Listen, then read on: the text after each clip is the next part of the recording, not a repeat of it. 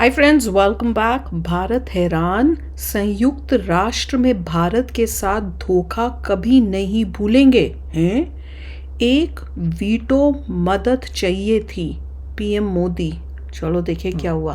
Video शुरू करते हैं। वीडियो शुरू करने से पहले अगर आप चैनल पर नए हो और आपने अभी तक सब्सक्राइब नहीं किया तो जल्दी से पहले सब्सक्राइब के बटन और बेल आइकन को क्लिक कर लो ताकि आपको हमारे सारे न्यू वीडियोस के नोटिफिकेशन मिल जाए जैसे हम अपलोड करें। अगर आपको वीडियो पसंद आता है प्लीज लाइक एंड शेयर। चलिए शुरू करते हैं। United states of America and even Bharat के दोस्त रशिया ने यूनाइटेड नेशन सिक्योरिटी काउंसिल में भारत को किस तरह से निराश किया है, उसके बाद इलॉन मस्क अब भारत सरकार की कौन सी कंडीशन से नाराज हो गए हैं और ईरान से भारत के लिए कौन सी गुड न्यूज निकल कर आ रही है और बांग्लादेश के लोगों ने बीएसएफ के जवान को कैसे बंदी बना लिया था। काफी सारी इंपॉर्टेंट अपडेट्स निकल कर आ रही हैं जो आपको मेन स्ट्रीम के न्यूज चैनल्स के ऊपर भी देखने को नहीं मिलेंगी, इसलिए इस वीडियो को एंड तक देखिएगा। सबसे पहले बात करते हैं यूनाइटेड नेशंस के बारे में, क्योंकि America, France, Britain and even Russia भी अब एक के बाद एक ब्लंडर करते जा रहे हैं। दरअसल यूनाइटेड नेशन सिक्योरिटी काउंसिल को लेकर न्यूज निकल कर आ रही है कि पाकिस्तान को यूएन सिक्योरिटी काउंसिल में एंटी टेरर कमेटी का वाइस चेयर बना दिया गया है। अब अगले 1 साल तक पाकिस्तानी एंटी टेरर यानी कि आतंकवाद विरोधी कमेटी का वाइस चेयरमैन देश होगा और आतंकवाद से लड़ाई में काफी अहम फैसले लेने वाला है। पाकिस्तान इस समय यूएन सिक्योरिटी काउंसिल का नॉन परमानेंट मेंबर है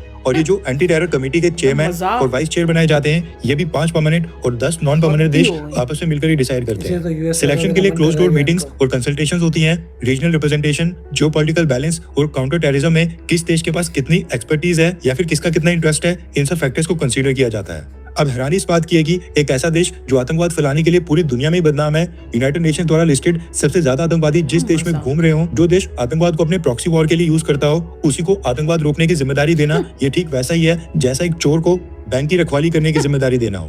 पाकिस्तान को एंटी टेरर कमेटी का वाइस चेयर बनाने का मतलब है कि अब पाकिस्तान समर्थित आतंकवादी संगठन और आतंकवादियों के ऊपर अगले 1 साल तक कोई भी कार्रवाई नहीं होगी और पाकिस्तान अपनी पावर्स को फुली एक्सप्लॉइट करेगा।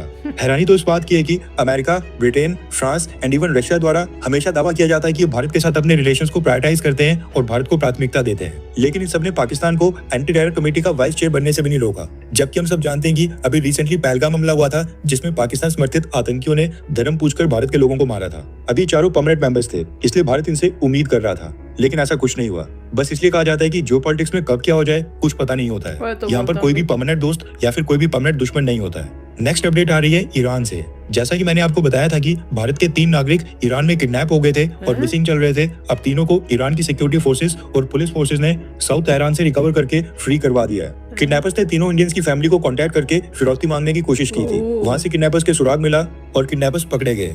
ये तीनों इंडियंस 1 मई को किडनैप हुए थे, यानी पिछले 30 दिन से भी ज्यादा का समय हो गया था और ये तीनों पंजाब से थे और इनको ट्रैवल एजेंट ने वर्क वीजा के ऊपर ऑस्ट्रेलिया भेजने का प्रॉमिस किया था, लेकिन बीच में ईरान ले गए थे और वहीं पर ये किडनैप हो गए थे।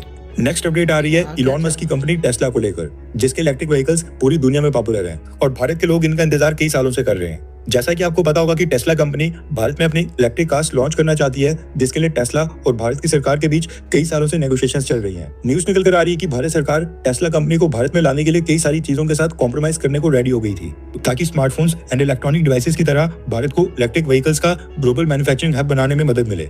भारत सरकार ने कार्स और ईवी पॉलिसी तक चेंज कर दी, लेकिन अब न्यूज निकल कर आ रही है कि इन सारे वेवर्स के बाद टेस्ला कंपनी ने अब भारत में मैन्युफैक्चरिंग प्लांट लगाने से इनकार कर दिया है। रेफरेंस के लिए आपके स्क्रीन के ऊपर आर्टिकल का स्क्रीनशॉट है। Union minister for heavy industries HD Kumaraswamy ने बताया कि टेस्ला कंपनी भारत में केवल शोरूम्स खोलने में इंटरेस्टेड है, ना कि एक्चुअल मैन्युफैक्चरिंग करने में, और ना ही वो भारत में मैन्युफैक्चरिंग शिफ्ट करने को देख रहे हैं। वहीं पर दूसरी तरफ Hyundai, मर्सिडीज बेंज, स्कोडा और किया जैसी और कई सारी फॉरेन कंपनीज हैं जिन्होंने भारत की नई ईवी पॉलिसी के तहत भारत में इन्वेस्टमेंट करने में इंटरेस्ट शो किया है। उन्होंने कहा कि ये कंपनीज भारत में ईवी प्लांट लगाने के लिए भी रेडी हैं और यहाँ से एक्सपोर्ट करने के लिए भी, लेकिन इलॉन मस्क की टेस्ला कंपनी अपनी मैन्युफैक्चरिंग भारत में शिफ्ट करने से इनकार कर रही है। दरअसल भारत सरकार ने ईवी पॉलिसी में बदलाव करते हुए ऑटोमोबाइल कंपनीज के लिए एक नया रूल इंप्लीमेंट किया था, जिसके मुताबिक कोई भी कंपनी जो अपने इलेक्ट्रिक व्हीकल्स को भारत में इंपोर्ट करके भारत की मार्केट में बेचना चाहती है, अगर वो कंपनी अगले 3 साल के अंदर भारत में $500 मिलियन की इन्वेस्टमेंट करके यहाँ पर लोकल मैन्युफैक्चरिंग प्लांट खोलने की कमिटमेंट करती है, तो फिर उन कंपनीज को इलेक्ट्रिक व्हीकल्स के इंपोर्ट के ऊपर केवल 15% की इंपोर्ट ड्यूटी देनी होगी। यानी इलॉन मस्क की टेस्ला कंपनी को भारत ने ऑफर दिया था कि वो भारत में आकर अपनी कार सेल करें, हम उनके ऊपर 100% नहीं केवल 15% की इंपोर्ट ड्यूटी लगाएंगे। कंडीशन बस ये थी कि अगले 3 साल के अंदर ही $500 मिलियन की इन्वेस्टमेंट करके, चाहे छोटा मोटा ही सही, लेकिन कुछ हिस्सा प्रोडक्शन का उनको भारत में भी शिफ्ट करना पड़ेगा। अभी जो 3 साल वाला रूल है, इसी के ऊपर टेस्ला कंपनी अड़ गई है और उनका कहना है कि वो इसके साथ कंफर्टेबल नहीं है और वो कमिटमेंट नहीं करना चाहते हैं कि अगले 3 साल के बाद वो भारत में अपनी प्रोडक्शन लाइन का कुछ हिस्सा शिफ्ट कर देंगे। वो भी बस कार्स को इंपोर्ट करके भारत की मार्केट में बेचना चाहते हैं एंड भारत में क्या रिस्पॉन्स आता है उसके ऊपर ये फ्यूचर डिसीजंस लेंगे।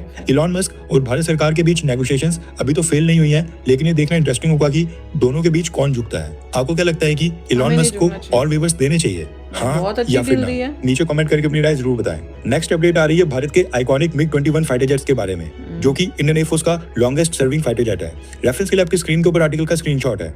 दरअसल न्यूज निकल कर आ रही है कि इस साल 2025 के एंड में इंडियन एयरफोर्स की फ्लीट में शामिल सभी MiG-21 फाइटर फेस आउट करके उनको रिटायर कर दिया जाएगा। रिपोर्ट्स के मुताबिक इंडियन एयरफोर्स की फ्लीट में इस समय 26 से 28 MiG-21 बाइसन्स एक्टिव हैं, जो कि नाल एयरफोर्स स्टेशन बीकानेर राजस्थान में डिप्लॉयड हैं। ये सारे साल के एंड में फेस आउट कर दिए जाएंगे। नो डाउट कि MiG-21 फाइटर जेट्स की इमेज भारत में काफी खराब हो गई है और इनको फ्लाइंग कॉफिन्स भी कहा जाता है, लेकिन सच्चाई ये है कि ये सारे फाइटर जेट्स एक्सीडेंट का शिकार इसलिए हो रहे हैं क्योंकि हम फाइटर जेट्स की कमी के कारण इनका लाइफ स्पैन खत्म होने के बाद भी MiG-21 को इस्तेमाल कर रहे हैं। हमारी इंडियन एयरफोर्स 60-70 साल पुराने फाइटर जेट्स को ऑपरेट कर रही है, जबकि इनको 15-20 साल पहले ही फेस आउट कर दिया जाना चाहिए था, जब बाकी देशों ने अपने अपने MiG-21 fighter jets face out कर दिए थे। इंडियन एयरफोर्स के लिए MiG-21 फाइटर जेट्स ने कई सारे वॉर्स में अपनी सर्विसेज दी है और कुछ मायनों में ये फाइटर जेट्स एनिमी के खिलाफ आज भी इतने लीथल और असरदार हैं कि इतने एक्सीडेंट्स के बावजूद इंडियन एयरफोर्स आज तक इनका इस्तेमाल कर रही है। इस समय इंडियन एयरफोर्स की स्क्वाड्रन स्ट्रेंथ 31 है और इंडियन एयरफोर्स डिमांड करती है, यानी जो सैंक्शन स्ट्रेंथ है वो है 42। इस साल के एंड में ये MiG-21 फेस आउट होने के बाद भारत की स्क्वाड्रन स्ट्रेंथ 30 से नीचे आने वाली है, क्योंकि अमेरिका भी तेजस फाइटर जेट्स के इंजन भारत को टाइम के ऊपर डिलीवर नहीं कर रहा है। आई होप मोदी सरकार 114 फाइटर जेट्स का टेंडर जल्दी से कंप्लीट करे, वरना काफी देर हो जाएगी। नेक्स्ट अपडेट आ रही है भारत के हॉस्पिटल्स के बारे में, जिसको लेकर एक बहुत ही बड़ा बदलाव किया गया है। भारत सरकार की डायरेक्शंस के बाद directorate general of health services ने देश के सभी सेंट्रल गवर्नमेंट हॉस्पिटल्स के लिए डायरेक्शन जारी की है कि आज के बाद किसी भी प्राइवेट ड्रग और मेडिसिन कंपनीज के मेडिकल रिप्रेजेंटेटिव्स को सेंट्रल गवर्नमेंट के डॉक्टर से मीटिंग करने की परमिशन नहीं दी जाएगी। फार्मास्यूटिकल कंपनीज के मेडिकल रिप्रेजेंटेटिव्स हॉस्पिटल में जाकर डॉक्टर से मिलते थे एंड उनको अपनी मेडिसिन रिकमेंड करने के बदले कई सारे गिफ्ट, इंटरनेशनल वेकेशंस, कई बार पैसे और कुछ लालच भी देते थे। ऐसे में जो कंपनी ज्यादा प्रॉफिट देती थी, जहाँ से ज्यादा बेनिफिट्स मिलते थे, डॉक्टर उसी कंपनी की मेडिसिन रिकमेंड करते थे, फिर चाहे उस कंपनी की मेडिसिन कितनी भी महंगी क्यों ना हो। लेकिन अब directorate general of health services ने सेंट्रल गवर्नमेंट के डॉक्टर्स के लिए उनके मेडिकल रिप्रेजेंटेटिव्स यानी MR के साथ मिलने के ऊपर रोक लगाने का फैसला किया है। सरकार का कहना है कि पेशेंट के इंटरेस्ट यानी कि मरीजों के हितों को सेफगार्ड करने के लिए फैसला किया गया है और ये एथिकल स्टैंडर्ड सेट करने के लिए बिल्कुल सही निर्णय है। ऑर्डर में कहा गया है कि मेडिकल रिप्रेजेंटेटिव्स को आज के बाद हॉस्पिटल प्रेमिसेस यानी कि गेट के अंदर भी आने की परमिशन नहीं दी जाएगी। वैसे ये रूल तो स्टेट गवर्नमेंट के हॉस्पिटल्स में भी लागू होना चाहिए। नेक्स्ट अपडेट आ रही है UPI को लेकर। पिछला महीना मई खत्म हो गया है और इस बार UPI ट्रांजैक्शंस का जो डेटा सामने निकल कर आ रहा है उसने पिछले सभी रिकॉर्ड्स तोड़ दिए हैं। दरअसल NPCI द्वारा रिलीज डेटा के मुताबिक मई महीने में भारत ने UPI ट्रांजैक्शंस के अपने पिछले सारे रिकॉर्ड्स तोड़ दिए हैं, वॉल्यूम के मामले में भी और वैल्यू के मामले में भी। दोनों मामलों में UPI transactions all time high पहुंच गई है। मई महीने में 18.68 बिलियन ट्रांजैक्शंस हुई हैं और इनकी वैल्यू थी $294 बिलियन, यानी $294 बिलियन भारत के लोग एक महीने में UPI के ऊपर स्कैन कर रहे हैं। ये वाकई में डिजिटल इंडिया की बहुत ही बड़ी अचीवमेंट है,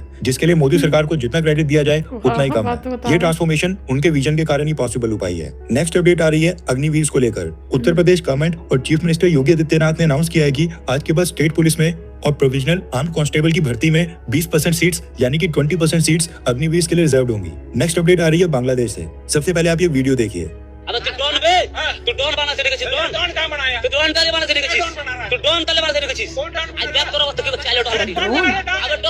ये वीडियो पिछले कल का बताया जा रहा है और वीडियो में जो आप BSF का जवान देख रहे हैं, इसको बॉर्डर के ऊपर बांग्लादेश के स्मगलर्स ने अपनी हिरासत में ले लिया था एंड इसको पेड़ के साथ बांधकर गालियां और अपशब्द बोले जा रहे हैं। ये जवान वेस्ट बंगाल की मालदा डिस्ट्रिक्ट के भारत बांग्लादेश बॉर्डर के ऊपर तैनात था और बॉर्डर के ऊपर बांग्लादेश के लोगों की घुसपैठ रोक रहा था। बांग्लादेश के लोगों ने इस BSF जवान की वीडियो बनाई थी और सोशल मीडिया के ऊपर वायरल कर दी है। रिपोर्ट्स के मुताबिक बांग्लादेश बॉर्डर गार्ड ने बाद में इस BSF जवान को रेस्क्यू किया और भारत को वापस सौंप दिया है। बांग्लादेश का मीडिया इस इंसिडेंट को कवर करके इसको ऐसे पोर्ट्रे कर रहा है कि उन्होंने मानो भारत के ऊपर कोई बड़ी जीत हासिल कर ली हो। इसके बाद ये नेक्स्ट वीडियो आजकल सोशल मीडिया के ऊपर काफी वायरल हो रहा है, जिसमें पाकिस्तान और चाइना के सोल्जर्स बर्फीली पहाड़ियों के ऊपर एक साथ पेट्रोलिंग करते दिखाई दे रहे हैं। लेकिन वीडियो में आप साफ तौर पर देख सकते हैं इनसे खुद को ही नहीं संभाला जा रहा है और ये हमारे इंडियन आर्मी के सोल्जर्स हैं जो -30 से -40 डिग्रीज में भी डट कर पेट्रोलिंग और देश की सुरक्षा कर रहे हैं। सबसे ज़्यादा गुस्सा और जो कहते हैं ना शॉक लगा वो ये था कि जिसमें एंटी टेररिज्म के लिए पाकिस्तान को चूज़ करके इतनी हाई पोस्ट पे उसको कर दिया है, और वो भी अभी जो करंट सिचुएशन के बाद। इंडिया ने ऑपरेशन सिंदूर क्यों किया? क्या तुमको नहीं पता? ओसामा कहाँ मिला था? तुम्हें नहीं पता? तो उसके बावजूद तुम कर क्या रहे हो? तो यही वह बोल रहे हैं ना, तभी तो ये जो ट्रम्प है उसने तो कहा है कि हम तो निकल रहे हैं, फंडिंग नहीं देनी। इंडिया को भी यही करना चाहिए, हम कोई फंड नहीं देंगे, हम नहीं इसमें पार्ट करेंगे। ना तुम वीटो के लिए घुसा रहे हो ना कुछ, ऊपर से मजाक बना के रखा हुआ है इन्होंने। मेरे ख्याल से ये होगी चाइना की चाल, क्योंकि मोस्टली चाइना ने कंट्रोल कर लिया है यूएन को, और उस वजह से उसने इन पे प्रेशर डाल के पाकिस्तान को बना दिया टू काउंटर इंडिया का ऑपरेशन सिंदूर। मिस्टर ट्रम्प ने यूएन में काफ़ी सारे ऑर्गेनाइजेशंस में से पैसा फंडिंग कट की है, ये बोलकर कि जब कोविड का पंगा हुआ था तो यूनाइटेड नेशंस जो है चाइना के खिलाफ नहीं गया था, बोला भी चाइना नहीं, के खिलाफ कुछ नहीं बोला, एक्शन भी नहीं किया, कुछ एक्शन लिया था। तो इसलिए वो कह रहे हैं कि something is wrong with United Nations. Yes it is, दिख रहा है। सभी कंट्रीज को एक कंट्री के पीछे जाना चाहिए था जहाँ से ओरिजिनेट हुआ है, मगर यहाँ कुछ नहीं हुआ। तो एक बात ये थी। दूसरा जो इलॉन मस्क का यहाँ पे ये है कि इलॉन मस्क ने कहा था कि मैन्युफैक्चर करूँगा इंडिया में, उसके बाद मिस्टर ट्रम्प ने शोर मचाया था कि आपने न्यूज़ भी सुनी होगी कि हाँ इंडिया बनाओ, मगर मैंने बोला है मेक इन यूएस करना है, तो इंडिया में क्यों हो रहा है? तो उस कंटेंशन की वजह से मेरे ख्याल से कुछ हुआ हो तो वहाँ पे बंद हो गया। ऐसा तो नहीं है कि यहाँ पे मैन्युफैक्चरिंग इंक्रीज़ होने वाली है, बट ऐसा हो सकता है कि अभी के लिए रख दिया हो देखने के लिए कि मिस्टर ट्रम्प का टर्म ख़त्म होता है, उसके बाद कुछ करें। काफ़ी सारी बिजनेसमैन है वो रुके हुए हैं कि मिस्टर ट्रम्प का टर्म अगर जब ख़त्म होगा तो शुरू करेंगे। तो बहुत कुछ जो है, इसीलिए वो कह रहे हैं कि 3 साल में नहीं हो सकता, 4-5 में हो सकता है। तो ऐसा कुछ। और इलॉन मस्क जो है obviously is the richest person on earth, तो जो भी है वो वही देखेगा जिस बिजनेस डील में फायदा होगा, प्रॉफिट होता है। बिल्कुल। तो चलो यार, आप भी शेयर करना अपने थॉट्स। चलते हैं, मिलेंगे नेक्स्ट वीडियो में बहुत ही जल्द। Till then take care and bye bye. तो अगर आप मेरे इस चैनल पे नए हो तो जल्दी से सब्सक्राइब के बटन को हिट करो और बेल आइकन को क्लिक करो, ताकि आपको मेरा जब नया वीडियो मैं लगाऊं आपको उसके बारे में जल्दी से पता चल जाए।